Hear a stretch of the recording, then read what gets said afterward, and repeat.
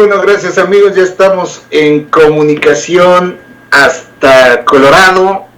Bueno, ahorita no en Arvada porque ya está el doc ahí en su clínica, ya está en su consultorio, justamente estamos haciendo hasta allá el enlace. Estás ahí en Aurora, ¿verdad, doc? Estoy en Wheatridge. Ok, mi doc, ya está ahí en su consultorio y hacemos el enlace para la consulta cátedra de hoy, que pues le hemos pedido al doctor que nos hable justamente, mucho oímos, ¿no?, del RCP y las capacitaciones que a veces hasta en centros de trabajo le dan a algunas personas como parte de estas brigadas de primeros auxilios, y todos hemos escuchado de estas técnicas de resucitación, y en determinado momento pues no sabemos cuándo podemos tener necesidad de incluso poder asistir a alguna persona que se encuentre en situación de paro o de cualquier otra riesgo de perder la vida, y en lo que llegan las asistencias pues poder tener siquiera un norte, ¿no?, una idea clara de lo que debemos hacer, cuál es la manera correcta de aplicar estos masajes directos al corazón para tratar de tener, pues más que nada, supongo que lo que se busca es tener oxigenado al cerebro, ¿no, doctor? En cuanto al paciente pueda reaccionar, la técnica esta que conocemos como RCP. Buenos días, mi doc. Buenos días, ¿cómo están? Sí, el objetivo principal es mantener la oxigenación en el cerebro y en otros órganos vitales, ¿no? Ese es el objetivo inicial de la reanimación cardiopulmonar. Y efectivamente es proporcionar una fuerza mecánica externa que tiene como objetivo comprimir el corazón, para que al comprimir el corazón se siga bombeando la sangre, porque al quedarse estacionada la sangre, deja de transmitirse, deja de llegar el oxígeno a las estructuras vitales, y además se incrementan otro tipo de riesgos cuando la sangre se queda estacionada. Se generan trombos y hay otros tipos de riesgos asociados con el hecho de que la sangre no esté circulando. La sangre es un tejido que tiene que estar circulando para que tenga su función óptima, ¿no? Entonces la reanimación cardiopulmonar, o RCP, como lo mencionan, o CPR por sus siglas en inglés, es una técnica que está definida como una técnica que salva vidas en caso de emergencias. Las causas más frecuentes por las cuales se requiere que haya reanimación cardiopulmonar es en pacientes que tienen alguna enfermedad cardíaca, una enfermedad cardiovascular. Habitualmente son infartos, o pacientes que se han ahogado, que dejan de respirar por alguna causa, ¿no? Entonces, si es que dejaron de respirar porque estaban comiendo y se les atora algo, bueno, pues hay que hacer uso de la maniobra que se llama la maniobra de Heimlich, que es poner el puño, así como lo tenemos en la boca del estómago, abrazar a la persona, presionarla y prácticamente levantarla, ¿no?, para que la gente saque lo que tiene obstruyendo, ¿no? Entonces, hay una serie de maniobras que justamente en el entrenamiento que se hace en las oficinas o en las clínicas, incluso aquí en la clínica la gente tiene que estar entrenada para ello, además de que aquí en la clínica tenemos un dispositivo del que vamos a hablar en algún momento. Entonces esto puede salvar vidas, ¿no? Y esto se hace cuando se ha detenido la frecuencia cardíaca, la actividad cardíaca, o cuando se ha detenido la respiración. La Asociación Norteamericana del Corazón, la American Heart Association, ha recomendado que incluso las personas que no tengan entrenamiento para hacer reanimación cardiopulmonar hagan reanimación cardiopulmonar solamente haciendo presiones en el pecho, en la parte izquierda, que apoyen el talón de la mano, que es aquí, esta parte de aquí, lo apoyen, tomen la otra mano, lo abracen así, y que traten de apoyar todo su cuerpo sin flexionar los codos y empujando realmente. Recuerden que lo que estamos tratando de hacer es que estamos tratando de empujar el corazón en contra de la espalda. Por eso la superficie tiene que ser rígida donde esté la persona acostada. No se puede hacer RCP en una cama, por ejemplo. Por eso es que ven que en los hospitales se tiene una tabla en la cual se le pone atrás a los pacientes para ofrecer una superficie rígida. Entonces las compresiones se hacen y se logra que se comprima el corazón de manera eficiente. Entonces la Asociación Americana del Corazón recomienda que esto lo hagan personas incluso que no estén entrenadas, porque los beneficios, ¿se acuerdan que ya hemos hablado muchas veces de los beneficios potenciales y los riesgos potenciales de una intervención médica?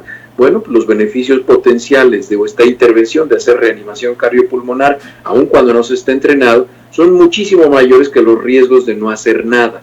Si nosotros no hacemos nada, en un periodo de 8 a 10 minutos, esa persona prácticamente ya no es rescatable, ¿no? Entonces es muy importante que se lleven a cabo las maniobras de reanimación cardiopulmonar. Hay reglas y hay parámetros de lo que se tiene que hacer. Vamos a dividir a los grupos de personas en dos. Es muy sencillo. Las personas que no tienen entrenamiento o que en algún momento fueron entrenados y que ahora se les ha olvidado o ya no tienen la capacidad, porque puede ser que sea una persona que por algún impedimento físico o porque tengan alguna enfermedad cardiovascular, pues no puedan dar reanimación cardiopulmonar, porque si se ponen a dar reanimación cardiopulmonar, pues les va a dar un infarto. Entonces probablemente no lo puedan hacer. Entonces la gente que no tiene entrenamiento, que no lo puede hacer, lo único que tiene que hacer es que, bueno, pues que la persona que esté cerca o alguien más dé reanimación cardiopulmonar solamente con compresiones, que esa es una parte de la reanimación cardiopulmonar. Si la persona está entrenada y sabe lo que está haciendo, se hacen, antes de eso, hay que hacerlo a una frecuencia, es muy importante la frecuencia a la que se hace, y se tienen que hacer por lo menos 100 compresiones por minuto. Entonces tiene que ser más rápido, de 1 por segundo, o sea, tiene que ser muchas más, son casi 2 por segundo, porque la frecuencia de las compresiones tiene que ser entre 100 y 120. Entonces ese es el ritmo que deben tener las compresiones sin tener una ventilación. Entonces se dan 100 o 120 compresiones, entonces es por eso que muchas veces se requiere más de una persona, porque es un esfuerzo muy agotador, ¿no? Me imagino. Y se pasa a otra persona a seguir haciéndolo, ¿no? Y esto se sigue haciendo hasta que llega la persona que ya está entrenada o que llevan los servicios de emergencia y ya se puede hacer, ¿no? Ahora, si pasamos al personal que sí está entrenado y que todavía se acuerda y que tiene la capacidad de hacerlo, lo que se hace es que se verifica que la persona tenga pulso o tenga respiración por un lapso de 10 segundos. Es muy importante mantener la serenidad y la calma. Entonces, durante 10 segundos tú tratas de ver si la persona tiene pulso o si tiene respiraciones. Tratas de llamar la atención de las personas. La manera en la que se llama la atención es que con las manos se toman los hombros de las personas, se les agita, porque a veces lo que tienen es que pues, se desmayaron o tuvieron un síncope y sí están respirando, sí tienen frecuencia cardíaca, sí tienen frecuencia respiratoria, pero es muy superficial y solamente moviéndolos un poco la persona reacciona. Entonces lo primero que tenemos que hacer es eso, tratar de moverlo a partir de los hombros, agitarlo y preguntarle si está bien, si se le ofrece algo, si está consciente, y a veces, bueno, pues es una inconsciencia transitoria, pues ya no requiere nada de esto, ¿no? Si vemos que no respira o no tiene frecuencia cardíaca o no responde, se empiezan a hacer las compresiones. Si estás entrenado y estás preparado para hacerlo, se hacen 30 compresiones, te detienes, haces dos ventilaciones, le haces 2 maniobras, que puede ser con la boca y un protector que se le pone a las personas para que no esté piel con piel, se puede poner un pañuelo, un pedazo de tela. Ahorita, pues como está lo del COVID, pues ahí sería una circunstancia inusual, pero bueno, pues no estaría recomendado más que utilizar una bolsa que se utiliza para ventilar a las personas, que lo han visto, que es una bolsa que automáticamente se infla solita porque es elástica y se llama AMBU. Ahorita les voy a decir por qué se llama AMBU.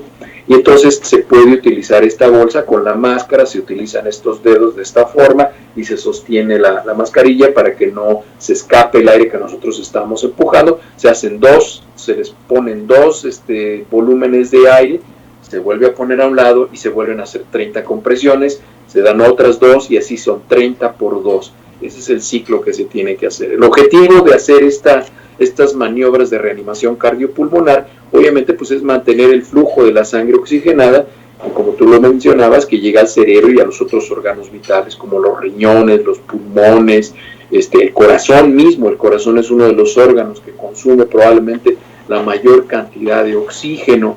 Entonces, por eso es que tiene que estar presentándose estas maniobras, ¿no? Se considera que después les decía, de 8 a 10 minutos, pues una persona ya no es rescatable, ¿no? Ya se declara como muerta después de 10 minutos, que no tiene ritmo. Podemos seguir dando maniobras y podemos prolongar este tiempo, ¿no? O podemos detenerlo y decir, sabe que ya es una persona que no es rescatable. Cuando la gente esté entrenada y hay acceso inmediato a un aparato que se llama AED, que es por sus siglas en inglés, pero es un desfibrilador automatizado externo. Es un aparatito muy interesante que tiene dos placas adhesivas, y una se pone de un lado del pecho y otra se pone de otro, y en cuanto se abre el aparato empieza a hablar y te empieza a decir qué hacer. Entonces lo pone, y este aparato mide si la frecuencia y el patrón de ritmo cardíaco que tiene esa persona es susceptible a que con una carga de electricidad se regule el ciclo, o si tiene frecuencia cardíaca. La máquina te va a decir, está listo para un ciclo. Entonces te va a decir la máquina, despéguese del paciente. Pasan 3 segundos para que se dé la carga. 3, 2, 1, pum, se da la carga. Y tú ves cómo el paciente recibe la carga y dice, reinicia las compresiones. Entonces tú reinicia las compresiones y la máquina te va a decir, el ritmo está recuperado. El paciente necesita otra carga, el ritmo no es apropiado. Es decir, la máquina te va diciendo qué es lo que tienes que hacer. Y entonces eso habitualmente los servicios de emergencia lo tienen, o hay compañías que lo pueden tener en sus oficinas. Hay compañías que deciden tener el tipo de esa complejidad, y pues es muy útil para utilizarlo en casos de este tipo. Y habitualmente pues deben ser compañías que emplean personas que tengan edades mayores de 50 años, ¿no? Porque obviamente esto se presenta en personas mayores. La reanimación cardiopulmonar pues es un requisito mayores de 50 años, o si por ejemplo los clubes donde hay albercas, donde la gente se puede ahogar, los restaurantes también se les recomienda que lo tengan, porque la gente se puede ahogar mientras come, o la gente va a comer y puede tener un infarto, en fin. Entonces es muy recomendable que la gente esté entrenada, y además que tengan este dispositivo es altamente recomendable.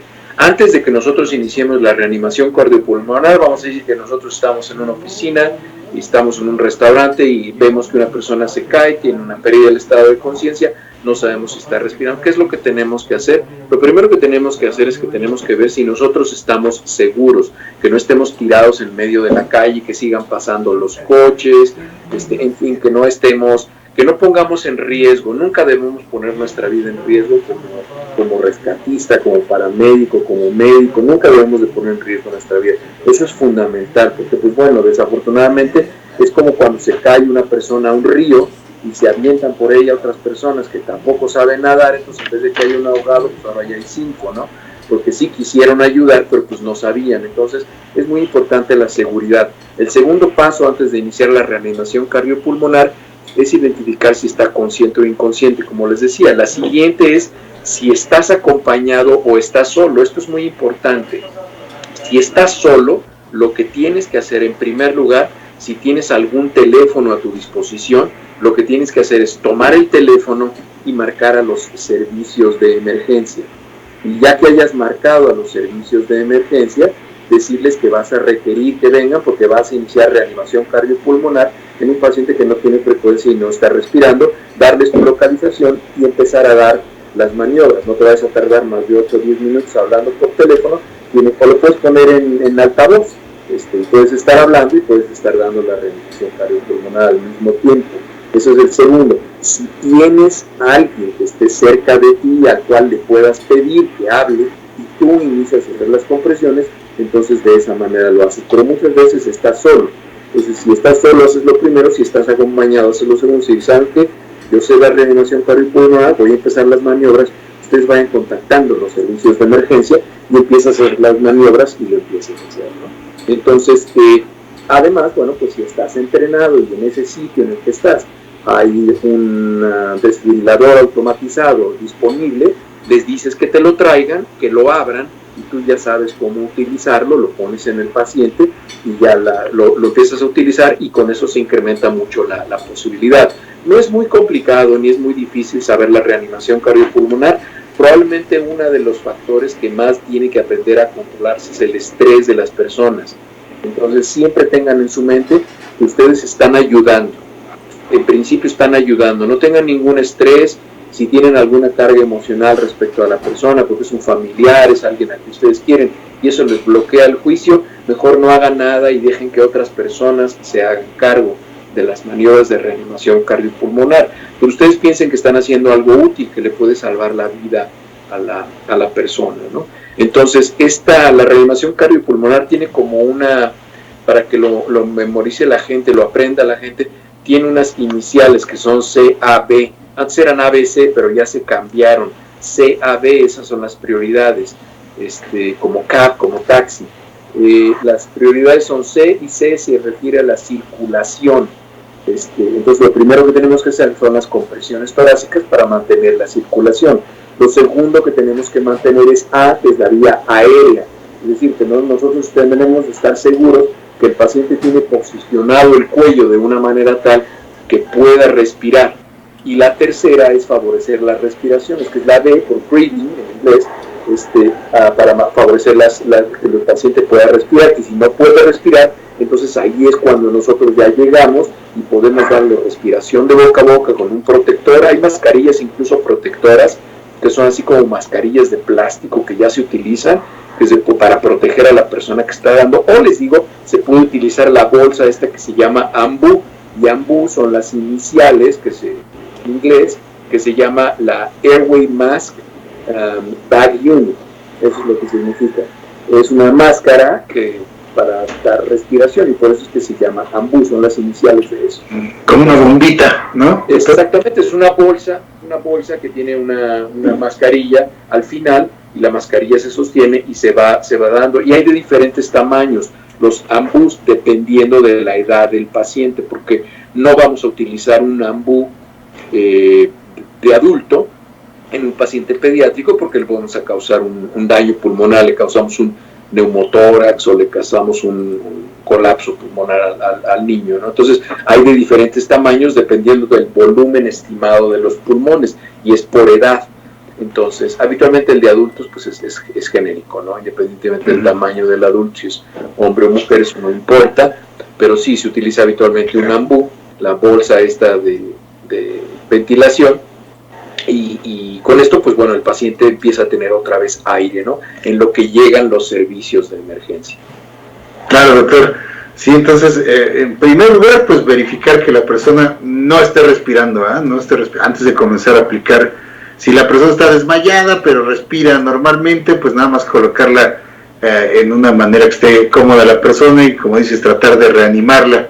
Claro, si no respira, tenga extendido el cuello para que pueda estar respirando. Hacia atrás. Hay que checar si tiene pulso, si tiene frecuencia. Entonces sería muy importante que la gente, como un dato curioso, tratara de buscar los sitios donde encuentre el pulso. Los más frecuentes es debajo del dedo pulgar, aquí se encuentra el pulso. Recuerden, los dedos con los que toman el pulso son muy suavecitos, sus dedos tienen que estar muy suaves, y tienen que tocar, y ahí se va a sentir el pulso. El otro pulso es en la parte de adentro del brazo, aquí por adentro del codo, que es la arteria que nosotros medimos cuando tomamos la presión. Aquí es donde tiene que estar el aparato que toma la presión. Este es el otro pulso. Y el otro, bueno, pues se puede tomar el carotidio, o se puede tomar el femoral, o sea, si tiene un estetoscopio, pues se trata de escuchar a ver si se tiene frecuencia cardíaca, ¿no? Entonces, si el paciente no tiene frecuencia cardíaca y no está respirando, hay que iniciar la reanimación. Si está respirando, que sea de la reanimación, o responde, si nosotros le movemos los hombros y vemos que está como semi-inconsciente, pues nada más hay que hablar a los servicios de emergencia y no hay que hacerle nada, ¿no? Claro, y en caso de tener que hacer estos masajes, entonces una mano sobre la otra con la palma de la mano, ¿verdad? Sobre el lado izquierdo del pecho. Lo que se llama el talón de la mano. El talón de la mano, esta parte de aquí. Es curioso porque la gente piensa que la muñeca empieza aquí, ¿no? Pero la muñeca empieza aquí a la mitad de la mano. Aquí empiezan los huesos de la muñeca y llega hasta acá. Entonces con el talón de la mano. ¿Y por qué el talón de la mano? Porque ahí se va a apoyar todos los huesos del brazo, y ahí es donde vamos a dirigir toda la fuerza para ejercer la presión. Sí, no sé casos en los que se llegan a romper las costillas, ¿no? del paciente por el vigor con el que se tiene que hacer así de esa manera. Incluso hay una regla vigorosa, que es medio salvaje, y hay gente que se espanta, pero se dice que cuando se hace reanimación cardiopulmonar de manera apropiada, se tienen que fracturar por lo menos 2 costillas. Entonces, es una regla. Entonces, sí, claro, no es algo suavecito. ¿Sí? No, es vigoroso. Esto no es un acto de seducción, esto es un acto claro. Exactamente, tiene que ser de manera vigorosa y continuada, como dices. Por eso cuentan, ¿no, doctor? 1, 2, 3, 4, 5, 6, para llegar a 30, dices, a 30 presiones, 30 compresiones en menos de un minuto. Entrenado son 30 con 2 respiraciones. Si no estás entrenado, solamente haz las compresiones 100 a 120 por minuto. Ahí está, doctor. Sí, porque lo decíamos, generalmente no sabemos en qué momento pues tendremos que proceder a auxiliar a una persona, a un desconocido, conocido, ¿no? Y en todo caso pues hay que tener una idea correcta de lo básico que es, en lo que obviamente, como dice el doctor, pues llegan las personas que están entrenadas para ello, los paramédicos, sobre todo en una ciudad complicada como esta, en la que luego tardan en llegar las asistencias, ¿no? Por razones obvias del tráfico y demás. Es preferible que si alguien puede tener esta capacitación o tener que hacerlo en determinado momento, pues tenga las ideas básicas para proceder a ello. Y también, aprovechando aquí la presencia del doctor, le hablábamos hace un momento del caso de este trabajador de la construcción que estuvo 5 días atrapado en un pozo y que falleció desafortunadamente, decía un rescatista, al extraerlo y descomprimir la parte de su cuerpo que le habría sobrevenido un shock y lo habría matado. Entonces le preguntaba yo al doctor, ¿es posible esto, doctor, que un cuerpo que esté prensado al ser liberado por justamente el corazón, al tener que bombear otra vez esa sangre a todo el cuerpo que estaba, incluso la parte presionada, sobrevenga un tipo de shock? Y ya me explicaba que lo que pudo ver es esta formación de trombos, ¿verdad?, que se hacen y que esto de alguna manera contesta la pregunta que hace Rolando, la Caller, aquí en el chat. Sí, cuando la sangre se queda estacionada, estaba buscando un adaptador porque probablemente se le acabe la pila, pero bueno, espero que no. Contesta la pregunta de Rolando. Cuando la sangre se queda estacionada, se empiezan a producir trombos, se empiezan a formar coágulos muy pequeños. El término médico son trombos. Y cuando estos trombos no se quedan estacionados en algún lugar, sino que se recupera la circulación y viajan, entonces ya se llama émbolo. La diferencia entre un émbolo y un trombo es que un émbolo es un trombo que viaja. Es así de simple. Entonces la tromboembolia pulmonar es que se forman coágulos, viajan y se atoran en el pulmón. Y esto es una circunstancia, es una urgencia y es altamente mortal.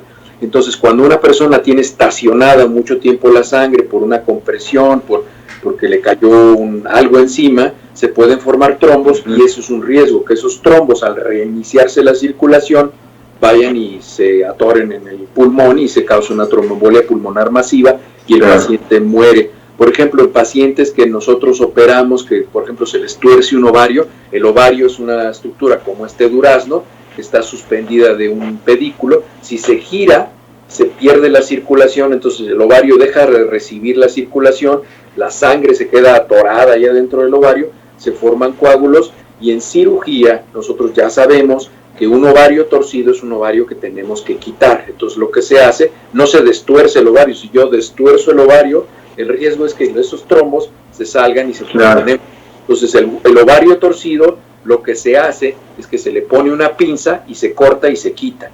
Entonces, porque ya sabemos que hay trombos. Entonces lo mismo pasa con estas heridas en las cuales hay compresión prolongada en algún miembro, se forman los trombos y entonces, bueno, pues eso muchas veces lo que conviene hacer es amputarlo. Así es, doctor, muy probablemente lo que desafortunadamente ocurrió a este hombre, a pesar de que su juventud, 36 años, pero estuvo 5 días, ¿no? 5 días atrapado, pues muy probablemente estos émbolos al quedar liberado lo mataron, desafortunadamente, a pesar de pues los esfuerzos que se hicieron para extraerlo con vida. Por eso decía yo al doctor, esto es posible. Pues ahí está la explicación y ahí está también pues la contribución valiosísima que siempre nos hace el doctor Frisby en cuanto a todas estas ideas, porque a veces tenemos sobre estos temas ideas muy vagas, ¿no? O cosas que nos platican a manera de anécdotas o experiencias, pero no sabemos en determinado momento si nos toque en algún momento tener que auxiliar a alguien de esta manera, y no hay más que tener pues una idea concreta de lo que uno debe hacer o no hacer, porque pues también puede ser que se ponga uno a dar RCP si no es necesario,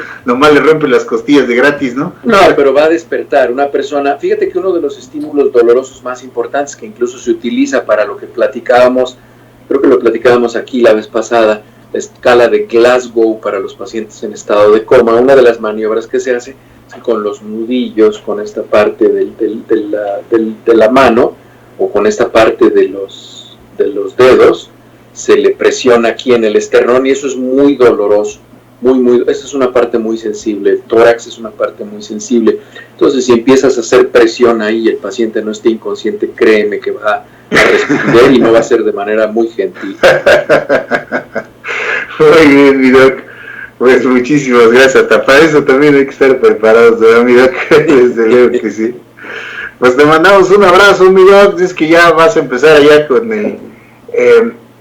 con la temporada de las nevadas. Ya estamos por entrar a la última parte del año y bueno, pues allá también, ya tuviste incluso tu adelanto, ¿no? De nevada ahí que te dan. Sí, ya se pero está muy bien, la gente está muy contenta porque va a nevar, porque ahorita si quieres les pones la foto que te mandé, porque tenemos incendios, empezamos a tener incendios como los de California, empezamos a tener incendios tremendo, por una zona que se llama Boulder, Fort Collins, de Jamestown, que está un poquito hacia el norte. Por allá por donde está el centro geológico, el Boulder, sí es verdad. Ajá, exactamente, está por allá. Y entonces ahí exactamente empezaron los incendios. Incluso estaban los aviones estos que avientan esos líquidos anaranjados para que se apaguen los incendios. Y ahorita les pones la foto, se ve impresionante porque vas en el coche y se ve como hay un techo de ceniza y el cielo se ve rojo y si te estacionas el coche se llena de ceniza inmediatamente. Oh, sí, cielo rojo como la canción, doctor, y no me des cuerda porque me arranco ahorita. Así es. Gracias, mi doc, te mandamos un abrazo, como siempre todo nuestro agradecimiento, nuestro cariño por estas valiosísimas aportaciones que nos haces aquí cada semana, mi doc. Excelente fin de semana y pues puestos para la siguiente consulta cátedra aquí en Disyuntiva, doctor. Te mandamos un abrazo, excelente fin. Igualmente, les mando un abrazo.